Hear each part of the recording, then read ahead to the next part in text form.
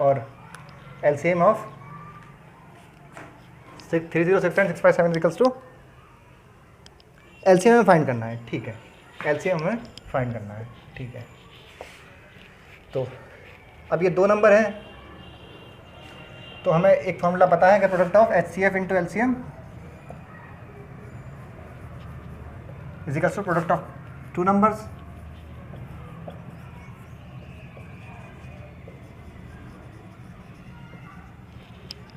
ठीक है। तो प्रोडक्ट ऑफ 30 LCM कितना है, HCF कितना है 9, LCM हमें निकालना है, फाइंड करना है, is equals to product of two number कौन कौन से हैं 306 इंटू 657 ठीक है। LCM में निकालना है, 9 उधर गया तो LCM इज इक्वल्स टू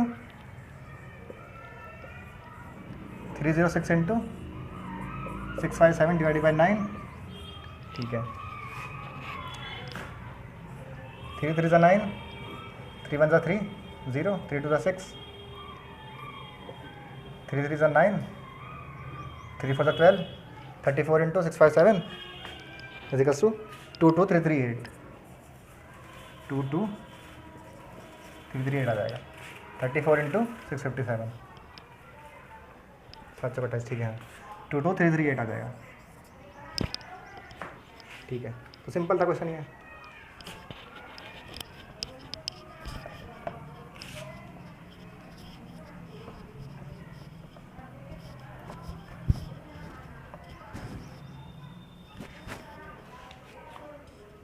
ठीक है, क्वेश्चन नंबर 5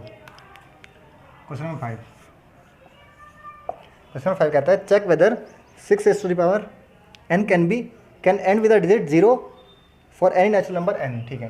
वो कहता है कि हमारे पास एक 6n है, तो ये कहता है check whether 6n can end with a number 0 for any number of any value of n, like n की वैल्यू कुछ भी हो, क्या हमारा 6n कभी ऐसे नंबर पे एंड कर सकता है जिसकी लास्ट डिजिट 0 हो, लाइक 6n का कभी कोई ऐसा नंबर आ सकता है कि लाइक 450 समथिंग, और लाइक इसकी आखिर की डिजिट 0 हो, ऐसा कभी नंबर आ सकता है क्या। अब अगर हम ये देखें कि जिस भी नंबर के आखिर की डिजिट 0 होगी वो नंबर हमेशा 5 से डिविजिबल होगा, और प्राइम 5 एक प्राइम नंबर है, तो इसके प्राइम फैक्टराइजेशन में अगर इसके प्राइम फैक्टराइजेशन में कहीं भी 5 का फैक्टर आ जाता है, 5 आ जाता है, तो ये हमेशा तो n की किसी कुछ वैल्यू के लिए ये 0 पे एंड कर सकता है, लाइक उसकी ये वैल्यू हो सकती है। देखो सिंपल बात है कि अगर कोई भी नंबर की लास्ट डिजिट 0 है, कोई भी नंबर की अगर लास्ट डिजिट 0 है, लाइक 650 और समथिंग, तो वो हमेशा 5 से डिविजिबल होगा ही होगा। किसी की भी डिजिट सपोज 10 है, 10 5 से डिविजिबल होता है, 5 टू द 10 ठीक है। किसी भी नंबर की अगर लास्ट डिजिट 0 है तो वो हमेशा 5 से डिविजिबल होगा, ठीक है। हमें क्या चेक करना है, हमें चेक करना है कि 6n की किसी भी वैल्यू के लिए क्या कोई ऐसा नंबर आ सकता है जिसकी लास्ट डिजिट 0 हो। तो अगर उस नंबर की लास्ट डिजिट 0 हो गई तो उसका फैक्टर 5 ज़रूर होना चाहिए, ठीक है। तो हम 6n को क्या ऐसे लिख सकते हैं क्या, 2 × 3n, 6 को मैंने 2 × 3 लिख दिया, ठीक है। तो इसके प्राइम फैक्टर्स क्या हो गए, 2n × 3n, ठीक है। अब फंडामेंटल थ्योरम ऑफ मैथमेटिक्स ये कहती है कि प्राइम फैक्टराइजेशन हमेशा यूनिक होते हैं, लाइक इनके 2n to 3n के सिवा कोई भी इसके प्राइम फैक्टर 6n के कभी हो ही नहीं सकते। हर नंबर के प्राइम फैक्टर्स यूनिक होते हैं, तो इसके सिवा कोई भी फैक्टर हो नहीं सकते 6n के, n की वैल्यू कुछ भी हो, इसके सिवा कभी भी कोई प्राइम फैक्टर्स इसके हो नहीं सकते according to fundamental theorem of arithmetics, ठीक है। तो इसमें कभी भी फैक्टर 5 का आ ही नहीं सकता, ठीक है।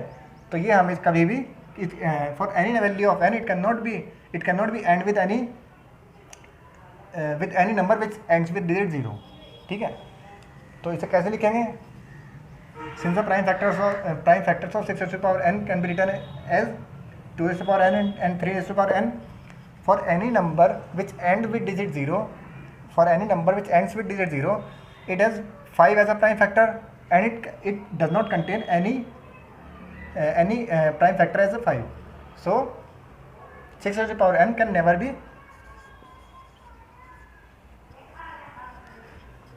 6 raised to the power n can never ends with any number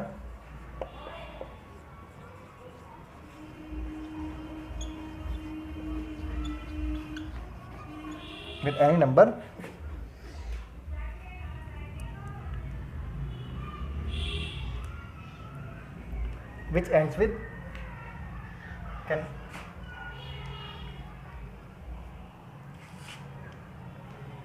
six to the power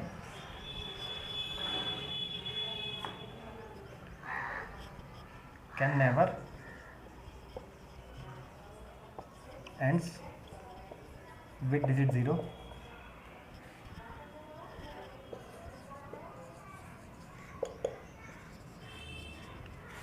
for any value of n, natural number n। ठीक है, तो 6 raised to the power n can never ends with digit 0। ठीक है, question number 5 हो गया।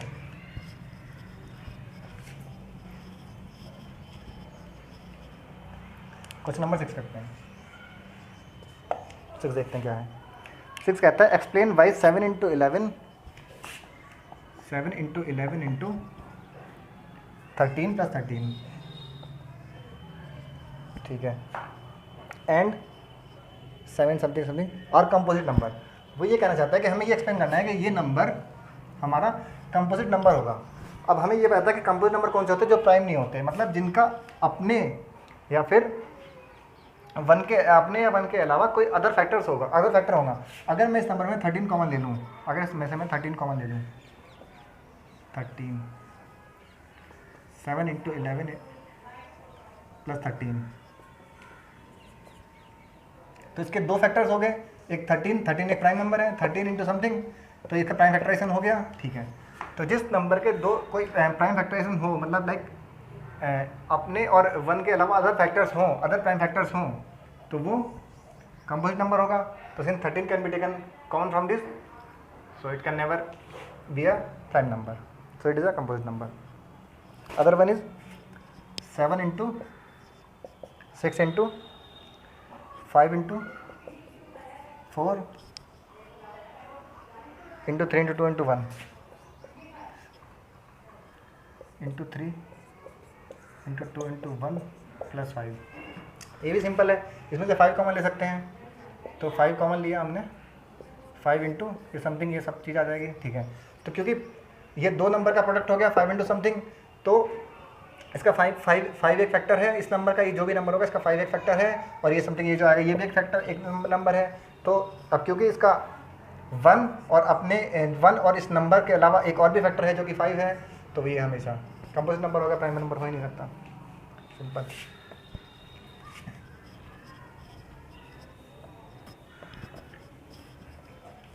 अब last question देखते हैं, 7 क्वेश्चन 7।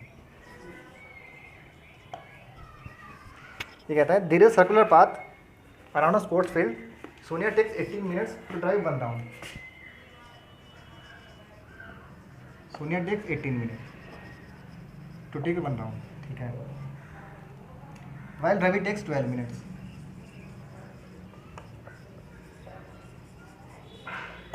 ठीक है, suppose they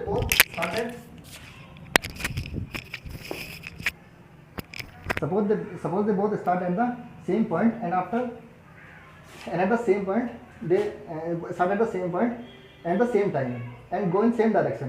How many minutes will they meet again at the starting point? समझ नहीं, थोड़ा सा ये कहता है कि सोनिया और रवि ने सपोज इस स्टार्टिंग पॉइंट से स्टार्ट किया इस सर्कुलर पार्क के राउंड लगाना। सोनिया को इस पार्क के राउंड लगाने में 18 मिनट्स लगते हैं, सोनिया को 18 मिनट्स लगते हैं, रवि को 12 मिनट्स लगते हैं। ठीक है, अब वो ये पूछ रहा है कि ये जब इन्होंने यहाँ पे स्टार्ट किया सेम डायरेक्शन में मूव करना दोनों ने, तो वो दोबारा इसी पॉइंट पे दोबारा कब मिलेंगे, लाइक कितने मिनट बाद वो इसी पॉइंट पे दोबारा मिलेंगे, ये पूछ रहा है। अब देखो, अब हमें एक ऐसा नंबर चाहिएगा 18 और 12 का, एक जो 18 का भी फैक्टर हो और 12 का भी फैक्टर हो। लाइक सपोज सोनिया ने 18 मिनट बाद रोटेट करना मतलब ट्रैवल करना शुरू किया, तो यहाँ पे सोनिया सबसे पहली बार तो 0 मिनट्स पे होगी, उसके बाद 18 मिनट्स पे होगी, ठीक है। और रवि यहाँ पे पहली बार 0 मिनट्स पे होगा, उसके बाद 12 मिनट्स पे होगा, ठीक है। सोनिया पहली बार 18 मिनट पे होगी, दूसरी बार 36 मिनट पे होगी, ठीक है। रवि पहली बार 12 मिनट्स पे होगा, दूसरी बार 24 मिनट्स पे होगा, तीसरी बार 36 मिनट पे होगा। तो जब 36 मिनट हो चुके होंगे तो रवि और सोनिया दोनों इस पॉइंट पे होंगे दोबारा। तो बेसिकली हमें एक ऐसा नंबर फाइंड करना है जो कि इन दोनों का फैक्टर इन दोनों से डिवाइड करता हो, जो इन दोनों से डिवाइड होता हो बेसिकली। तो बेसिकली हमें इसमें एलसीएम फाइंड करना था। अगर हमें ये फाइंड करना है कि इस पॉइंट पे दोबारा कब वो मिलेंगे, तो हमें बेसिकली इनका एलसीएम फाइंड करना है। क्योंकि सपोज यहाँ पे देखो, सोनिया सपोज पहली बार 18 मिनट पे, यहाँ पहला राउंड 18 मिनट पे कंप्लीट करेगी, दूसरा 36 मिनट पे काउंट करेगी। रवि पहला 12 मिनट पे करेगा, फिर दूसरा 24 पे, फिर 36 पे। तो हमें एक ऐसा नंबर चाहिए था बेसिकली जो इन दोनों से डिवाइड होता हो, और वो भी लीस्ट नंबर। 36 के बाद ये 72 मिनट्स पे भी दोबारा मिलेंगे, बट सबसे पहली बार कब मिलेंगे, सबसे पहली बार 36 मिनट में मिलेंगे। तो बेसिकली हमें इसका एलसीएम फाइंड करना है। तो एलसीएम करने के लिए सिंपल प्राइम फैक्टराइजेशन कर लेते हैं। 18 को कैसे लिख सकते हैं हम, 2 × 3 × 3, 3 3 9 to 18, ठीक है। और 2 × 3⁻², 12 को कैसे लिख सकते हैं, 2 × 2, 2 to 4 × 4 to 12, ठीक है। तो एलसीएम क्या कहता है हमारा according to definition, product of greatest power of each multiple, each prime factor, product of greatest power, तो greatest power of each prime factor, product of greatest power of each prime factor. यहाँ prime factor कौन कौन से हैं, 2 और 3। 2 की greatest power क्या है, 2। 3 की ग्रेटेस्ट पावर क्या है, 1 यहाँ पे है, 2 यहाँ पे है। तो 3 × 2, तो क्या 2 to 4, 3 3 9, 9 4 36। तो 36 मिनट बाद सोनिया और रवि दोबारा इसी पॉइंट पे मिलेंगे, ठीक है। तो अब हमारी ये एक्सरसाइज 1.2 पूरी हो गई। एक्सरसाइज 1.3 नेक्स्ट पार्ट में करेंगे।